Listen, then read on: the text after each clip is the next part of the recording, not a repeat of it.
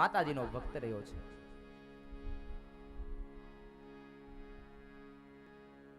એની સેવા કરી, એની પૂજા કરી, એની અર્ચના કરી છે. અને જ્યારે પણ સાહેબ સમય આવે ને ત્યારે હરિ કીર્તન કરી લેજો બા.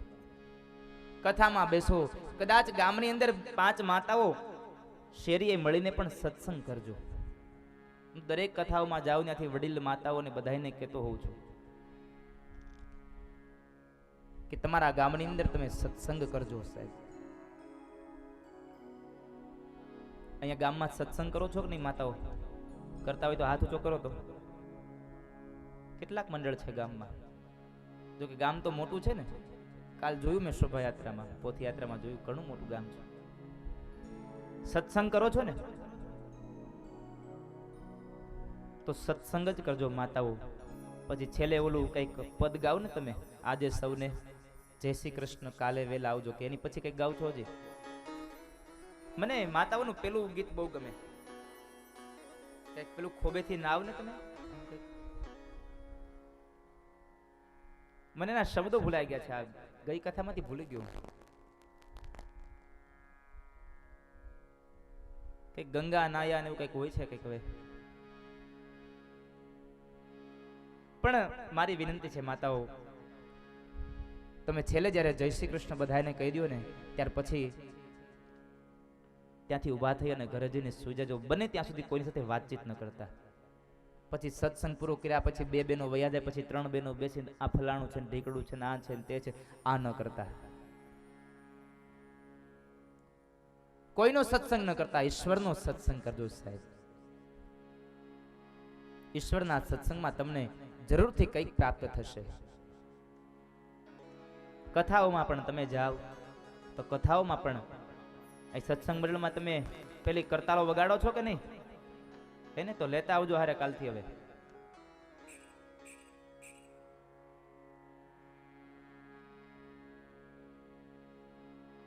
અમારે તો કઈ આ બાજુ સત્સંગ મંડળ હોય નહીં.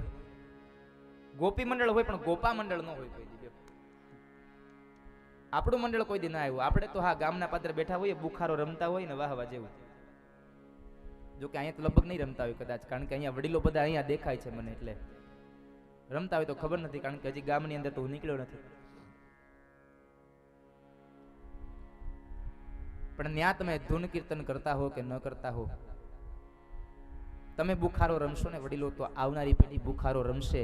અને કદાચ એ બુખારો તમે એમનેમ રમતા હશો, ઓલા લોકો પૈસાથી રમશે. એનું જરાક વિચાર કરજો. બુખારો બંધ કરી અને રામાયણના પાઠ કરજો, એકાદ વ્યક્તિ વાંચજો અને 5 વ્યક્તિને સંભળાવજો. તમારું કલ્યાણ થશે અને આવનારી પેઢીઓનું પણ કલ્યાણ થશે.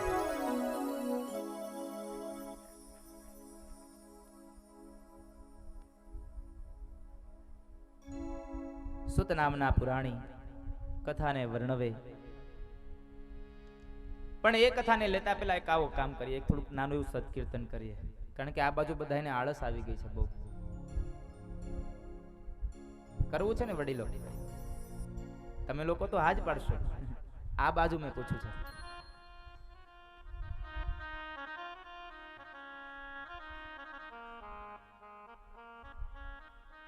આવો 2 મિનિટ માટે હરિ કીર્તન કરીએ.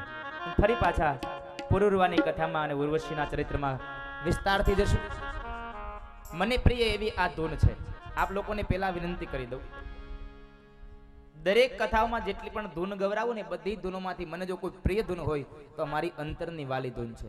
અરે તમારા માટે તાળીઓ ન પાડો તો કઈ નહીં, પણ મારા માટે પાડજો. મને બહુ ગમે છે. અને કથા કીર્તનની બુક મેં જે તમને બતાવી હતી એની અંદર પણ મેં આ ધૂન આપી છે. આ ધૂન તમે લઈ જાજો બુકો, અને તમારા સત્સંગ મંડળમાં તમે ગાજો અને મને યાદ કરજો. પાછા અહીંથી જાઉં પછી, હું જાઉં પછી આ ધૂનો ગાજો. આવો 2 મિનિટ માટે હરિપણ કહીએ.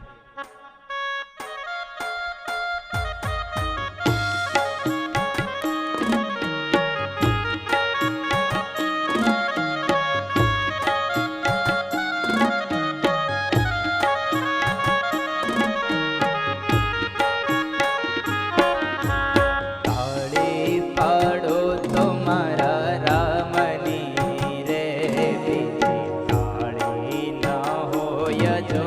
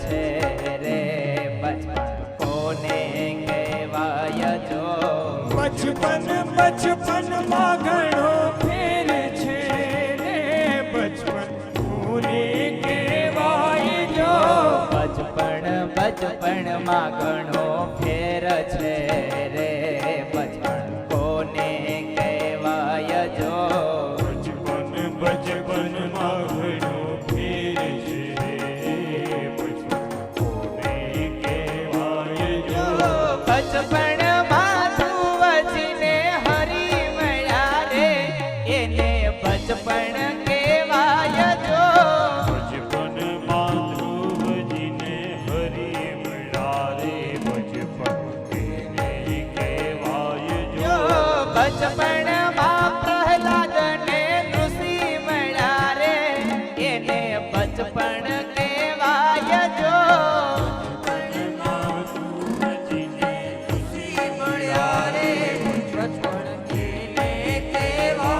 જો તાળી પાડો તો મારા રામની રે બીજી તાળી ન હોય જો પાડો તો મારા રામની રે બીજી તાળી ના હોય જો હરિ બોલ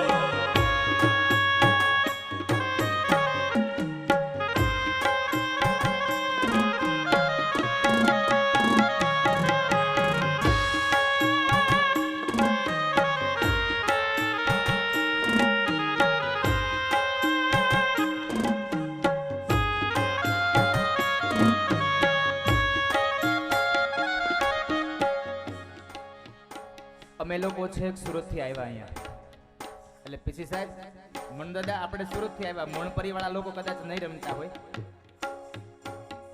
આવો આપણે તો રમીએ સાથે મળીને આપણી કથા કેમ ભૂલાઈ જાય જયરામભાઈ ના ખાસ મિત્ર છે અને માજી કોર્પોરેટર છે સુરતના શેઠના આમંત્રણને માન દઈને એક દિવસ એડવાન્સ અહીંયા આ કથાની અંદર આવી ગયા છે આવો એ કારણ કે મને ખબર છે કે હું ધૂન ગવરાવું એટલે એના પગમાં થનગનાટ ચાલુ થાય પણ એ ક્યાંય મોણપરી વાળા કોઈ ન ઊભા થાય તો શું કરવું હે? આયોજકો જ ઊભા ન થાય તો પણ આપણે આયોજકોની શું રાહ જોવી સાહેબ હરિના દરબારમાં કોઈ દિવસ કોઈની રાહ ન જોવી આનંદ કરવાની ઈચ્છા થાય તો સાહેબ મજાને લૂંટી લ્યો મારા ઠાકોરના દરબારમાં નાચી લ્યો જય હો હરિ બોલ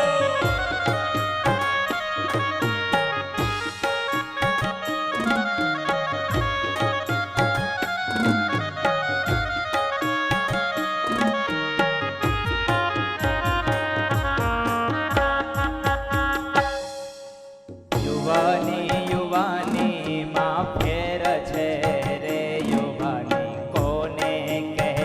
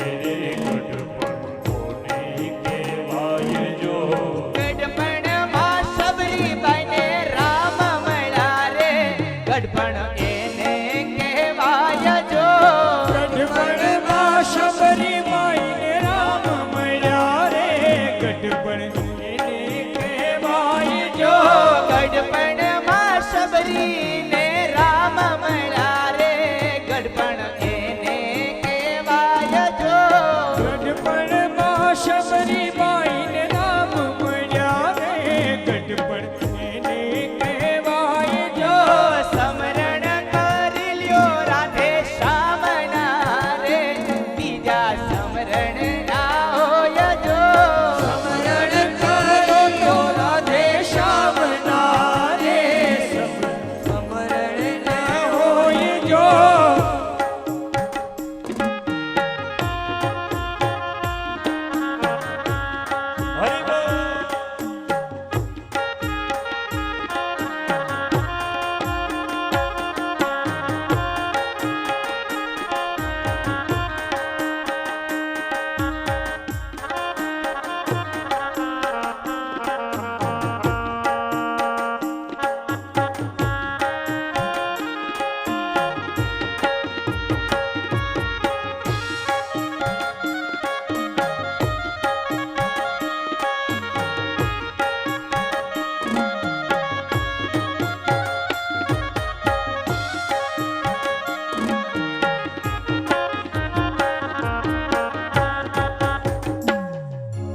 હરિ બોલ ભાઈબંધ માં ઘણો ફેર છે રે ભાઈબંધ કોને કહેવાય જો ભાઈબંધ માં ઘણો ફેર છે રે ભાઈબંધ કોને કહેવાય જો ભાઈબંધ માં ઘણો ફેર છે રે ભાઈબંધ કોને કહેવાય જો ભાઈબંધ માં ઘણો ફેર છે રે ભાઈબંધ કોને કહેવાય જો ભાઈબંધ માં સુદામા ને કૃષ્ણ મળ્યા રે એને ભાઈબંધ કહેવાય જો ભાઈબંધમાં સુદામા ને કૃષ્ણ મળ્યા રે ભાઈબંધ કહેવાય જો ભાઈબંધી માં સુદામા ને કૃષ્ણ મળ્યા રે ભાઈબંધ એને કહેવાય જો ભાઈબંધીમાં સુદામા ને કૃષ્ણ મળ્યા રે ભાઈબંધ એને કહેવાય જો તાળી રે પડો તમારા રામની રે બીજે તાળી ન હોય જો તાળી પાડો તમારા રામની રે બીજી તાળી ન હોય જો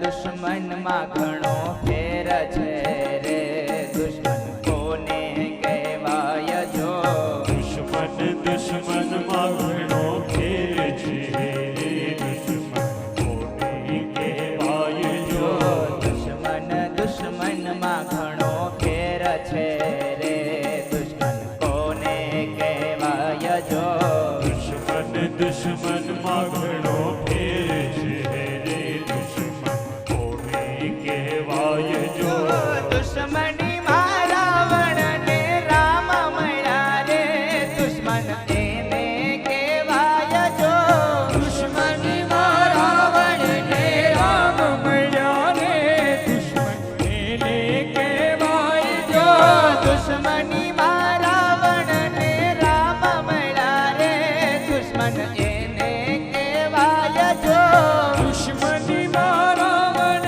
ને રામ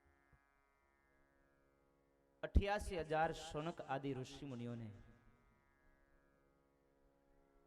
શ્રીમદ દેવ ભાગવતની કથા વર્ણવે.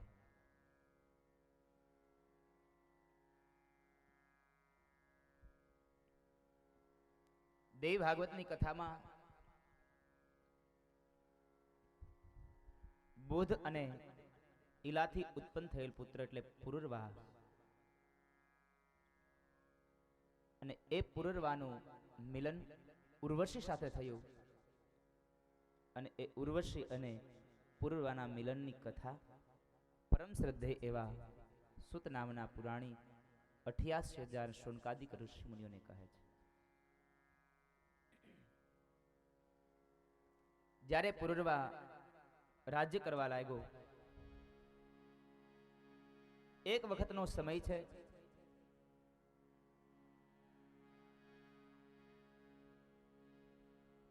પોતે મૃગિયા ખેલવા માટે થઈ અને જંગલમાં જાય. જંગલમાં ગયો એ સમયે બરાબર એક અપ્સરા, ઉર્વશી એક અપ્સરાના વ્રત હતી, અને એ અપ્સરા પોતાના શાપને લઈ અને આ ધરતી પર આવી હતી, મનુષ્ય લોક ઉપર આવી હતી. એની સાથે બે એના ઘેટાઓ હતા. એ ઉર્વશી નામની જે અપ્સરા આ ધરતી લોક ઉપર આવી અને જંગલમાં જ્યાં વિચરણ કરી રહી છે, અપ્સરા હોય એટલે એના રૂપમાં તો કઈ ખામી ન હોય.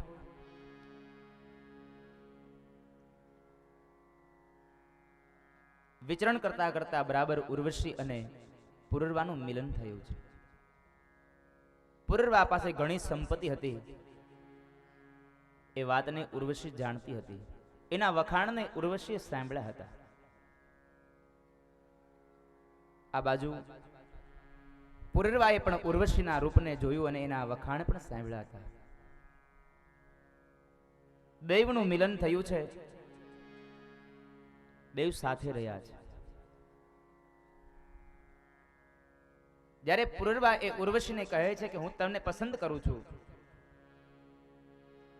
ઉર્વશી કહે છે કે હે રાજન, હું પણ તમારી સાથે આવવા માટે તૈયાર છું, પણ મારી એક શરત છે. આ મારી સાથે રહેલા બે ઘેટા છે એને તમારે ધ્યાન રાખવાનું છે. અને બીજી વાત કે હું તમને જ્યારે નિર્વસ્ત્ર જોઈ જઈશ ત્યારે હું તમારો ત્યાગ કરી અને પાછી જતી જઈશ. પછી હું તમારી સાથે નહીં રહું.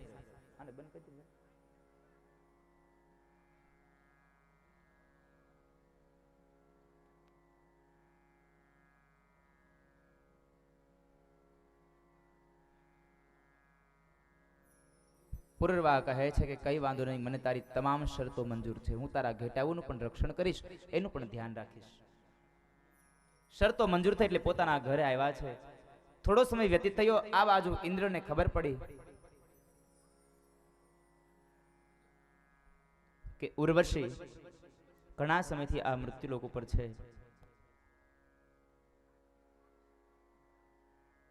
આપણે એને પાછી લાવવી પડશે. સમય પસાર થયો એટલે કહેવાય છે કે ગંધર્વને મોકલ્યા છે. રાત્રિના સમયે બરાબર પેલા જે બે ઘેટાઓ છે એ ઘેટાઓની ચોરી કરીને નીકળ્યા. એટલે બે ઘેટાઓએ બૂમ મારી છે. બૂમ કરી એટલે એ જ અવાજ ઉર્વશીના કાને પડ્યો.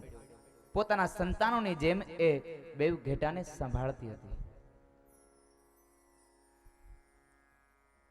નિંદ્રામાંથી જાગીને એકદમ રાજા એ પુરુરવા એ ઘેટાની શોધ માટે નીકળ્યો. પણ ઘણી વાર એ ઘેટાઓને પાછા મળ્યા અને એ સમયે બરાબર આકાશમાં વીજળીનો ચમકારો થયો અને નિર્વસ્ત્ર હતો એ ઉર્વશી એમને નિર્વસ્ત્ર જોયો. અને એ જ સમયે ઉર્વશી એ પુરુરવાનો ત્યાગ કરી અને જતી રહી છે.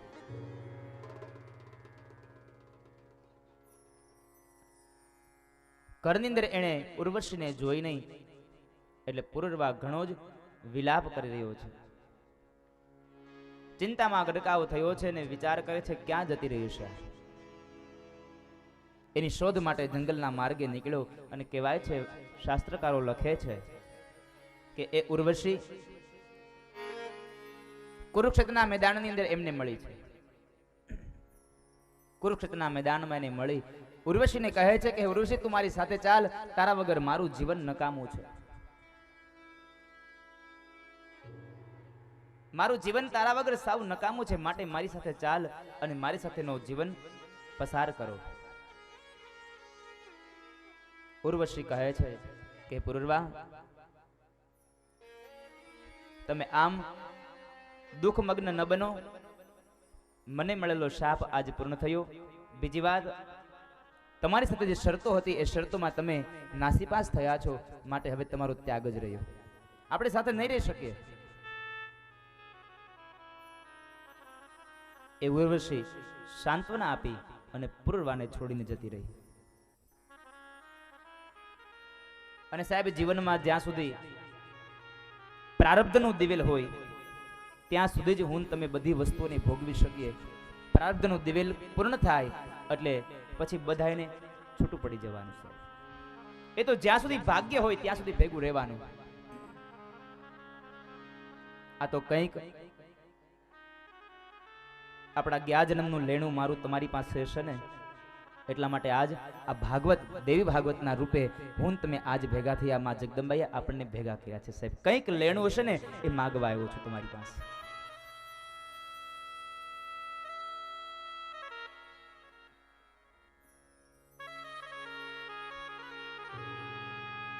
ઉર્વશીએ એમને સાંત્વના આપીને ત્યાંથી જતી રહી છે. આજ કથા સુત નામના પુરાણીએ 88,000 ઋષિમુનિઓને પુરુરવા અને ઉર્વશીની કથા બતાવી, એનું ચરિત્ર બતાવ્યું. આ કથા મને તમને એક ઉપદેશ આપી જાય છે કે સંસારની એવી આર્થિક અને ભૌતિક સુખ સંપત્તિમાં એટલા મગ્ન ન બનો કે જ્યારે વસ્તુઓને છોડવી પડે ત્યારે તમારા દુઃખને, તમારા આત્માને દુઃખ થાય. તમારા મનને અને તમારા આત્માને દુઃખ ન થાય ને એટલો પ્રેમ, એટલી લાગણીઓ રાખો. પ્રેમ, લાગણીઓ, દયાભાવ દરેક પરમાત્માએ કીધું છે કે દરેક જીવાત્માની સાથે તમે દયાભાવ રાખજો, દરેકની સાથે તમે પ્રેમ રાખજો, દરેકની સાથે લાગણીઓ રાખજો. પણ એ જ લાગણીઓ જ્યારે છોડવી પડે ત્યારે દુઃખ ન થાય એવી રાખજો. જીવનમાં તમે સત્યતાને તમારું પ્રાધાન્યતા આપજો. તમારા જીવનમાં પ્રેમ રાખજો, તમારા જીવનમાં કરુણા રાખજો. સત્ય, પ્રેમ અને કરુણા જ્યાં હશે ત્યાં સાહેબ ઈશ્વર સદાયને માટે બિરાજમાન હશે. તમારા જીવનમાં સત્યતાને તમે પ્રથમ સ્થાન આપજો.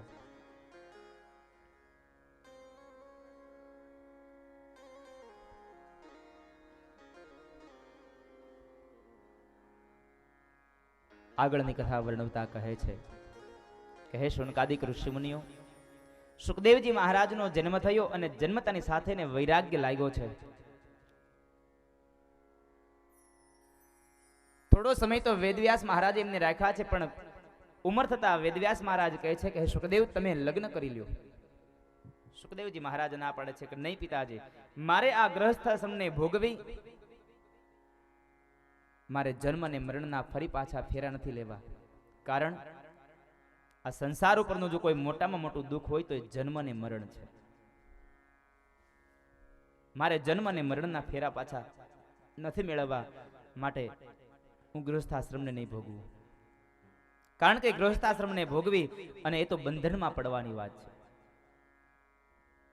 મહર્ષિ વેદવ્યાસ મહારાજ સમજાવે છે કે ભાઈ સુખદેવ, ગૃહસ્થાશ્રમ એ બંધન નથી, એ તો ષડ શત્રુઓને જીતવા માટેનો એક કિલ્લો છે.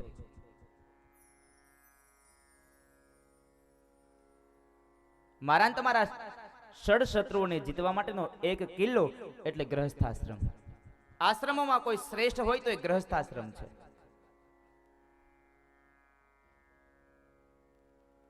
પણ ગૃહસ્થાશ્રમમાં રહીને પણ જો ભગવાનની ભક્તિ થાય તો.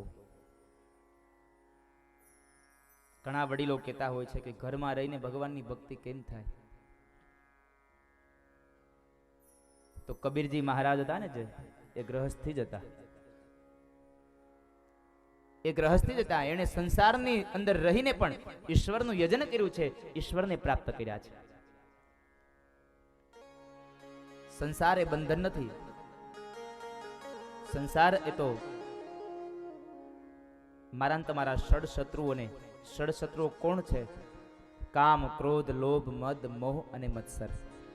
આ ષડ રીપુઓને જીતવા માટેનો કિલ્લો એટલે ગ્રસ્થાશ્રમ. કબીર મહારાજની આ વાત આખા ગામની અંદર, આખા મહોલ્લામાં ફેરાતી કે કબીરજી મહારાજ ઘરમાં રહીને ભગવાનનું યજન કરી શકે છે, ઘરમાં રહીને સંસારને ભોગવે છે, છતાંય પણ ઈશ્વરનું યજન કરે છે, એને ઈશ્વરની પ્રાપ્તિ થાય છે. આ વાત વાયુ વેગે ફેલાતા ફેલાતા એક જ્ઞાની માણસના કાને વાગી. અને વધારે જરા જ્ઞાની હોય, વધારે ભણ્યો હોય ને, એની અંદર વધારે શંકાઓના અંકુરો ફૂટતા હોય.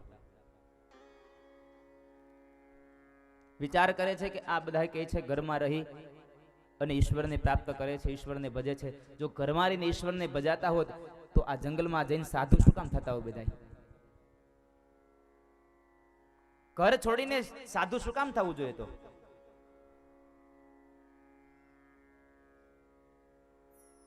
તો ઘરમાં જ રહીને આપણે ન ભજી લઈએ. પણ સાહેબ એક વાત યાદ રાખજો, ઘરમાં રહીને છોડવાથી, સંસારને છોડવાથી, વ્યવહારને છોડવાથી ઈશ્વર મળે છે. પણ કદાચ આ જગતને, આપણા વ્યવહારને, આપણા ઘરને છોડી અને જંગલમાં જવાથી ઈશ્વર નહીં મળે. કારણ ઘરને છોડીને ગયા છીએ પણ મનથી ન છૂટે. જે કાંઈ તમે છોડી રહ્યા છો એ મનથી છોડો સાહેબ. એને તમારા જીવનમાં ફરી પાછો ક્યારેય સ્થાન ન આપો. એકવાર જે વસ્તુનો ત્યાગ કર્યો છે એ વસ્તુને તમારા જીવનમાં ફરી પાછો ક્યારેય સ્થાન ન આપો. ઘણી ફેર યુવાનો મને કહેતા હોય છે, દાદા 3 મહિના માવા મૂકી દા પણ ન રહેવાનું. 3 મહિના સુધી રહેવાનું પછી ન રહેવાનું.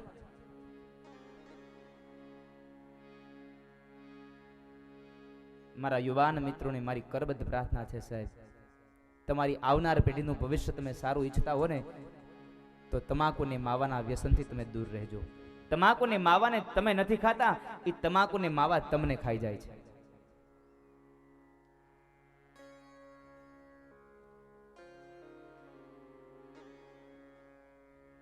ગઈકાલે આપણી પોથીયાત્રા થઈ. પોથીયાત્રામાં જે ગાડીમાં હું બેઠો હતો ને એ ગાડીના ડ્રાઈવર પહેલા પંજાબી શીખ હતા.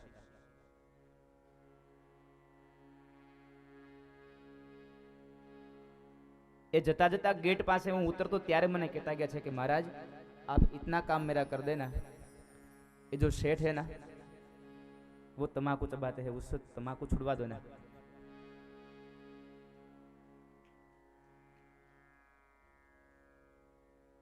એટલે મેં કીધું ભાઈ મારથી બનતા પ્રયત્નો કરીશ, હું કોઈને વધારે તો કહી ન શકું. એની સાથે રહેનારા વ્યક્તિઓ જો એને ન છોડાવી શકતા હોય તો હું તો કેટલો દૂર છું.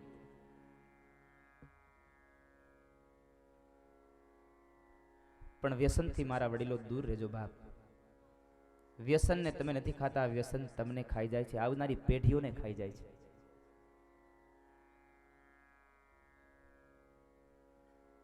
કોઈ પણ વસ્તુને મૂકવી હોય તો મનથી મૂકજો. કોઈ પણ વસ્તુનો ત્યાગ તમે મનથી કરજો. બાકી મનથી તમારી પાસે જ હોય ને તમે ઘર છોડીને જંગલમાં જાઓ તો એ શું કામનું?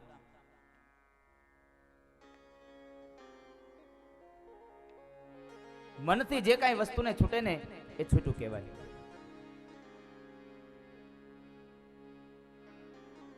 અને છોડવું એટલે સાહેબ બહુ અઘરી વસ્તુ છે. પણ છતાંય આપણા ભારત વર્ષમાં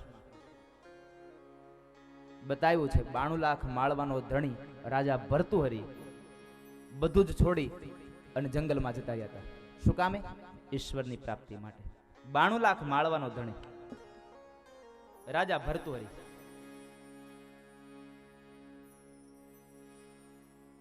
જંગલમાં જઈ અને રહે. થોડો સમય જંગલમાં વ્યતીત કર્યો અને ત્યાર પછીનો સમય તો કહેવાય છે કે સ્મશાનની અંદર રહે અને સ્મશાનમાં રહી અને ભગવાનનું યજન કરે છે, ઈશ્વરનું યજન કરે. 92 લાખ માળવાનો ધણી પોતાના રાજગાદીને છોડી, પોતાની સુખ સાહેબીને છોડી અને સ્મશાનમાં રહે છે.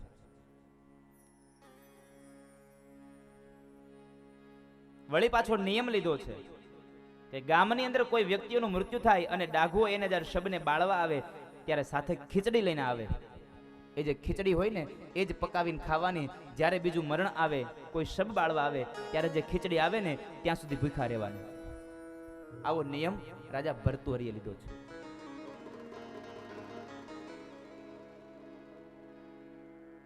ધીમે ધીમે સમય પસાર થયો. એક વખતનો સમય છે, સંધ્યાનો સમય થયો એટલે ભગવાન શિવ અને માતા ભવાની આ જગતની પર વિચરણ કરવા નીકળ્યા છે. સંધ્યાના સમયે શિવ અને ભવાની બે ફરવા માટે નીકળ્યા છે, વિચરણ કરી રહ્યા છે. એવા સમયે બરાબર ચાલતા ચાલતા નજર, ભવાનીની નજર રાજા ભર્તૃહરિ પર પડે. રાજા ભર્તૃહરિને જોઈ અને ભવાની કહે છે, જુઓ તો ખરા દેવ, હે નાથ, કેટલો મોટો ત્યાગી માણસ છે આ. આટલી બધી એની સુખ સાહેબીને છોડી, સંપત્તિને છોડી અને એ માણસ સ્મશાનમાં રહે છે. નહીં તો એ ધારે તો શું એક જગ્યાએ સારો આશ્રમ ન બનાવી શકે? પણ છતાંય આ માણસ, એનો ત્યાગ જુઓ. એ ત્યાગી માણસે બધું જ છોડી અને સ્મશાનમાં રહે છે. હે નાથ, મને તો એવું લાગે છે કે આ જગતનો કોઈ મોટામાં મોટો ત્યાગી માણસ હોય ને તો આ દેખાય છે. એક કામ કરો ને, ત્યાગનું સર્ટિફિકેટ, પ્રમાણપત્ર આને આપી દો. ભગવાન કહે છે, દેવી ઉતાવળ ન કરો, ત્યાગનું સર્ટિફિકેટ એમ ન અપાય કોઈને. ત્યાગ કરવો બહુ મુશ્કેલ છે. તમે એમ વાત કરો છો સર્ટિફિકેટ આપો, એમને સર્ટિફિકેટ, એમને પ્રમાણપત્ર ન આપી દેવાય.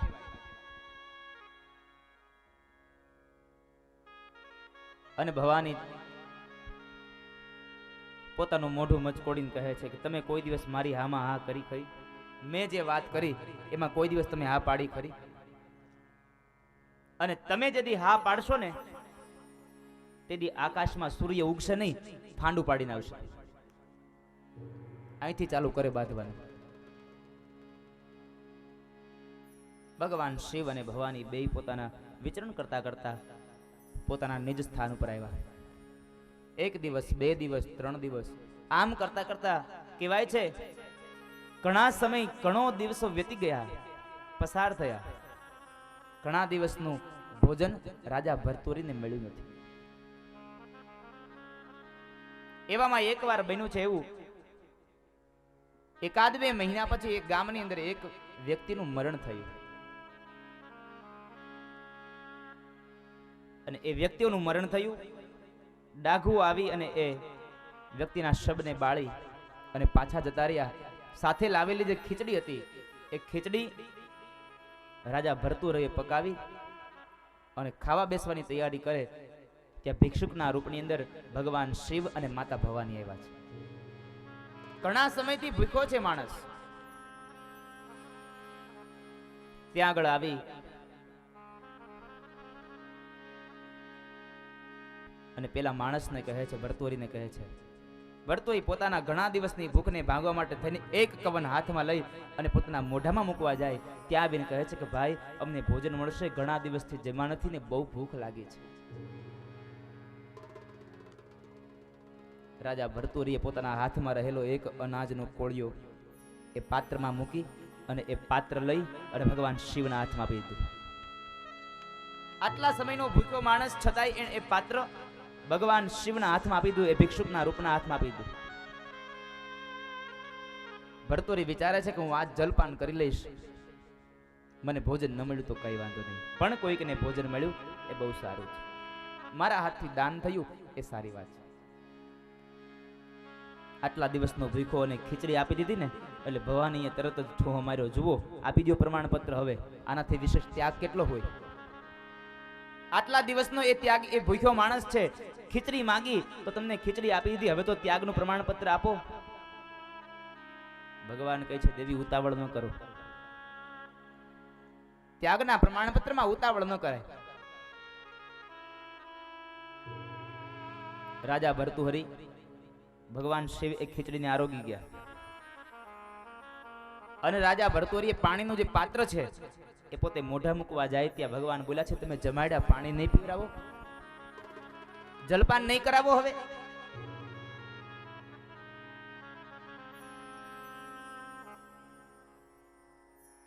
પોતાના હાથમાં રહેલું એ પાણીનું પાત્ર, જલપાત્ર ભગવાન શિવના હાથમાં આપ્યું. ભગવાને થોડું પાણી પીધું, વધ્યું હતું ને એટલું ચાય કરીને હાથ ધોવામાં ઢોળી નાખ્યું. પેલા માણસના હાથમાં જ ના આવે ને. જળ માંગ્યું તો જળ આપી દઉં. આ વાત જોઈ અને ભવાની કહે છે કે હવે તો આપી દો. ભગવાન શિવ કહે છે ઉતાવળ કરો માં. અરે શું ઉતાવળ ન કરો? આટલા દિવસથી આ ભૂખ્યો માણસ તમે ખીચડી માંગી તો ખીચડી આપી દીધી. આટલા દિવસનો તરસો માણસ તમે પાણી માંગ્યું તો પાણી આપી દીધું. હવે આનાથી વિશેષ ત્યાગ શું હોય? હવે કેટલી કસોટી હોય એની? ભગવાન શિવ કહે છે ભવાની છેલ્લી વાર, એક વાર હજી મને. અને ભગવાન શિવ રાજા ભરતુહરીને કહે છે કે ધન્ય છે ભાઈ, તારા ત્યાગને ધન્ય છે. તું આટલા દિવસનો ભૂખ્યો હતો છતાંય અમે ખીચડી માગી તો ખીચડી અમને આપી દીધી. તું તરસ્યો હતો, પાણી માગ્યું તો પાણી આપી દીધું. મેં ચાય કરીને હાથ ધોવામાં ઢોળી નાખ્યું, છતાંય તારા મોઢા ઉપર કરચલીઓ ન પડી. ધન્ય છે તારા ત્યાગને, ધન્ય છે તારા ત્યાગને. એક વાર, બે વાર, ત્રણ વાર ત્યાગને બિરદાવ્યું ને. રાજા ભરતુહરી બોલ્યા મહારાજ, આ ખીચડીને પાણી શું વિષાદ છે? હું 92 લાખ માળવાનો ધણી, જો 92 લાખ માળવો મૂકીને વૈયાવ્યો હોઉં તો આ ખીચડીની શું વિષાદ છે? ભગવાન કહે છે ભવાની જુઓ, બીમારી આ છે. સાચો નિચોડ આ છે કે હજી આ 92 લાખ માળવો ધણી મૂકીને આવ્યો છે, પણ 92 લાખ માળવાનો ધણી હતો ને એ ભૂલાતું નથી. મોટી બીમારી આ છે. ત્યાગ તો કરી દઈએ સાહેબ, પણ ત્યાગ કર્યા પછી આપણા મનમાંથી ત્યાગ થતો નથી.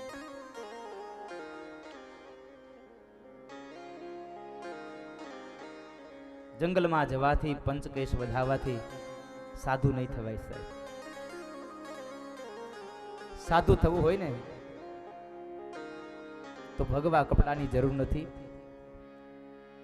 દાઢીને મૂછો વધારવાની જરૂર નથી, જટાઓને વધારવાની જરૂર નથી.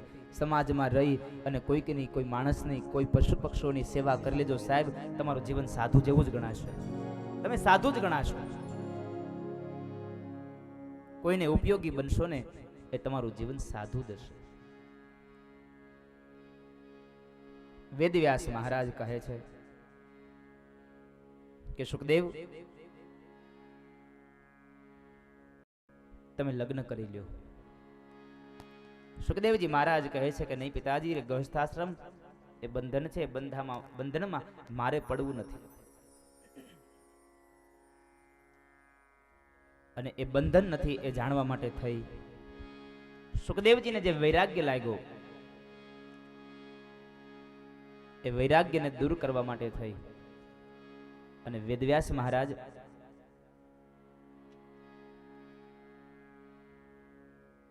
એમને કહે છે કે તમે એક કામ કરો, મિથિલાની અંદર જાઓ અને મિથિલાના રાજા જનક, એ જનકની પાસે જઈને તમે જાણી લ્યો કે આ સંસાર એ બંધન છે કે શું છે. કારણ કે જનક જેવો કોઈ જ્ઞાની માણસ આ જગતમાં થયો જ નથી. જનક જેવો કોઈ જ્ઞાની માણસ આ જગતમાં થયો જ નથી સાહેબ.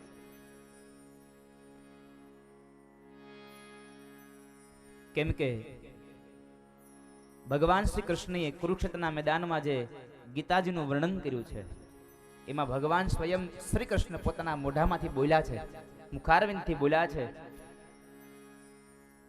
કે ધર્મની અંદર, ધર્મના પુસ્તકોમાં ક્યારેય કોઈના વખાણ ન કરવા. અને ખાસ કરીને ગીતાજીમાં ભગવાન કહે છે કે આ ગીતાજીમાં તો કોઈના વખાણ ન જ કરવા.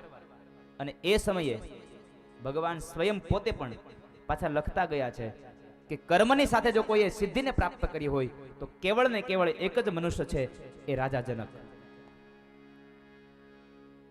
કર્મણેવ સંસિદ્ધિ, એ કેવળ રાજા જનક છે.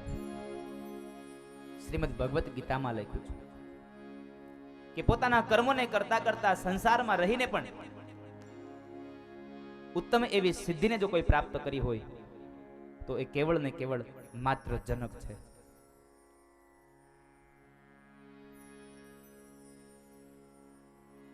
સુખદેવજીનો વૈરાગ્ય દૂર કરવા માટે થઈ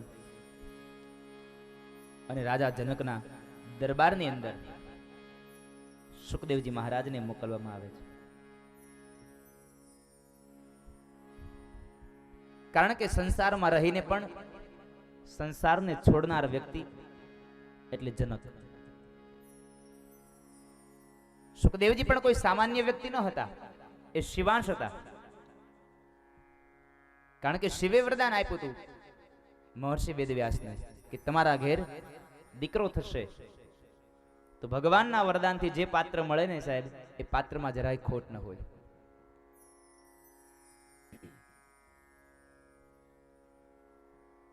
પણ છતાંય એને એ જ્ઞાન હતું, એ વૈરાગ્યનો જે વૈરાગ્ય લાગ્યો એ વૈરાગ્યને દૂર કરવા માટે થઈ અને રાજા જનકના દરબારની અંદર એને મોકલવામાં આવ્યા છે. જનક મહારાજના દરબારમાં આવ્યા છે. પરમ જ્ઞાની છે. જનકે એ પોતાના મનની અંદર રહેલો જે વૈરાગ્યનો જે અંકુશ છે, અંકુર છે, એ અંકુરને તોડવાના પ્રયત્નો કર્યા છે. એને બતાવ્યું છે કે સંસારમાં રહીને તમે ઈશ્વરનું યજન કરી શકો છો. સંસારમાં રહીને તમે પરમાત્માની પ્રાપ્તિ કરી શકો છો. સંસાર એ બંધન નથી. સંસાર એ ષડ શત્રુઓને જીતવા માટેનો એક કિલ્લો.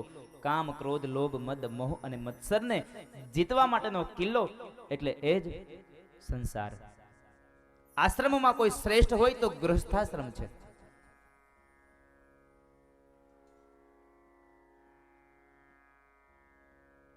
એ ગૃહસ્થાશ્રમમાં પ્રવેશ કરજો અને ગૃહસ્થાશ્રમમાં એવો પ્રવેશ કરજો સાહેબ કે ગૃહસ્થાશ્રમની અંદર આપણો દિવ્ય દાંપત્ય જીવન, એ ગૃહસ્થાશ્રમ આપણો તેજમય હોવો જોઈએ, પવિત્ર હોવો જોઈએ.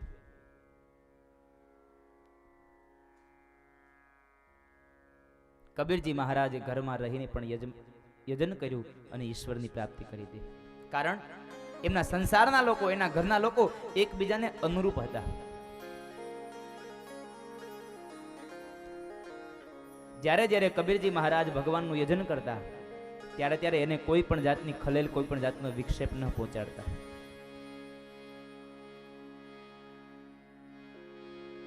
એ તો કળયુગના માણસો હવે બોલે છે કે આને જ ભક્તિ લાગી ગઈ. અરે માણસને જે બોલવું હોય તે બોલવા દેવાના, પણ આપણે તો ઈશ્વરનું યજન કરી લેવાનું સાહેબ. પણ ઈશ્વરનું યજન કરો ત્યારે મારી કરબદ્ધ પ્રાર્થનાઓ છે માતાઓને, વડીલોને, કોઈ પણ જાતની આશાઓ ન રાખો. માત્ર ઈશ્વરનું યજન કરો, ઈશ્વરની પ્રાર્થના કરો સાહેબ. કારણ કે મને તમને ઈશ્વરે આવડો મોટો દેહ આપ્યો છે, મનુષ્ય અવતાર આપ્યો છે. એનો આભાર માનો કે આપણને મનુષ્યત્વ આપ્યું છે, મોંઘા મૂલો દેહ આપ્યો છે. મળ્યો મનુષ્ય અવતાર તને માંડ કરીને, પણ હેતથી ભજા નહીં તે હેત ધરીને. તે હરીને હેતથી ભજો જ નહીં સાહેબ. આમનામ જીવન પસાર થઈ ગયું. આપણા બધાયનું આવું જ છે. આપણે આપણા ભૂતકાળને ભૂલી જઈએ, ભવિષ્યની ચિંતા માટે થઈ અને વર્તમાનમાં ભવિષ્યનું ભેગું કરવા માટે થઈ અને વર્તમાનને ખોઈ નાખીએ.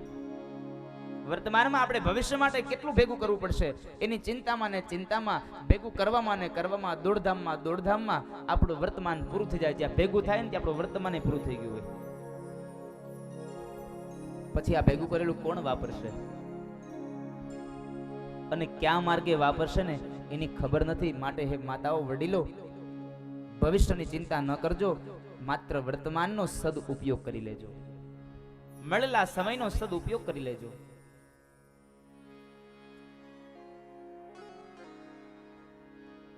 ઈશ્વરને પ્રાર્થના કરજો સાહેબ. એનો ઉપકાર માનજો કે આપણને એને જીવ આપ્યો છે, આપણને એને શરીર આપ્યું છે.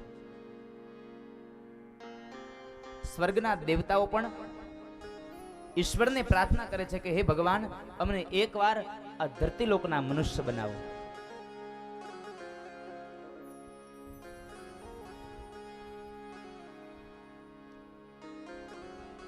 ઈશ્વરને પ્રાર્થના કરજો સાહેબ. જો કોઈની પાસે કથા કીર્તનની બુક હોય ને તો એમાં મેં પ્રાર્થના વિભાગમાં મેં પ્રાર્થનાઓ આપી છે ઈશ્વરની.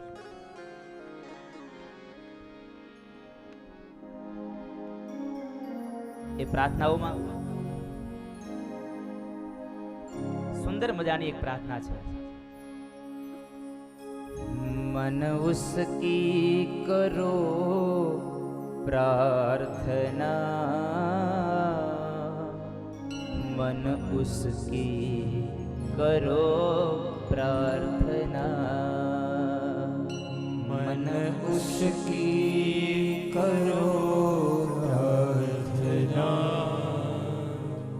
मन उसकी करो प्रार्थना, मन उसकी करो प्रार्थना, मन उसकी करो प्रार्थना, मन उसकी करो प्रार्थना, मन उसकी प्रार्थना। जिसने जीवन दिया, जिसने दिया आत्मा, वो है संसार में सबका परमात्मा। मन उसकी करो प्रार्थना, मन उसकी करो प्रार्थना, मन उसकी करो प्रार्थना, मन उसकी करो प्रार्थना, मन उसकी करो प्रार्थना, मन उसकी करो प्रार्थना। जग में सबसे बड़ी एक ही शक्ति है, उसकी शक्ति से बढ़कर यही भक्ति है। मन उसकी करो प्रार्थना, मन उसकी करो प्रार्थना, मन उसकी करो प्रार्थना, मन उसकी करो प्रार्थना। छल कपट लोभ के सारे संताप से बस उसकी शरण में तेरी मुक्ति है। वो हरेगा तेरी यातना, मन उसकी करो प्रार्थना, मन उसकी करो प्रार्थना, मन उसकी करो प्रार्थना। भेद वो तो किसी में नहीं देखता, चाहता है वो सब में रहे एकता। उनको इंसान बनकर दिखाएंगे हम, क्या हुआ बन न पाए अगर देवता। जिसने दी है हमें भावना, मन उसकी करो प्रार्थना, मन उसकी करो प्रार्थना,